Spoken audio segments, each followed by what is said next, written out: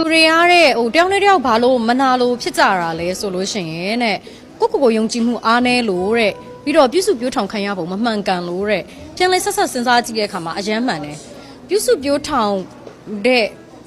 င်ခံရတဲ့ဘုံမမှန်ကန်လို့ရှိရင်လူတယောက်ဟာကိုယုံကြည်မှုအားနည်းတယ်ကိုယုံကြည်မှုအားနည်းတဲ့ခါကြလို့ရှိရင်အငုံစိတ်ကအလိုလိုရှိတယ်အဲ့ဒီအခါမှာလူတကာကိုကမနာလို့ဝန်တို misery ရစိတ်ဆိုတာဖြစ်တယ်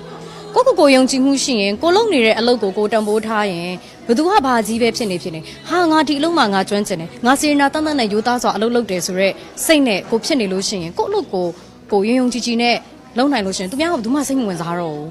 သူများကိုလည်းလေဟဲ့သူငါတက်ပိုကောင်းနေမှာလားမသိဘူးဆိုတော့စိုးရင်စိတ်လည်းမဖြစ်တော့ဘူးဘာလို့လဲဆိုရင်ငါဒါကိုအကောင်းဆုံးလုပ်တယ်ငါအတက်ဆုံးမှာအယိုးသားဆုံးလုပ်တယ်ဆိုတော့စိတ်ကလေးကကို့မှာအမြဲရှိနေလို့ဆိုတော့ကိုယုံကြည်မှုရှိမှကို့အလုပ်တွေလည်းအောင်မြင်စွာပြည့်မြောက်နိုင်တယ်လို့ကိုလည်းတံပိုးထားနိုင်တယ်လို့သူများကလည်းတံပိုးထားမယ်သူများကလည်းယုံကြည်မယ်နောက်ပြီးရင်ကိုဒီအကုသိုလ်ကောင်ကြီးလည်းမဖြစ်ဘူးပေါ့နော်ဟုတ်တယ်မလားမဟုတ်လို့ရှင်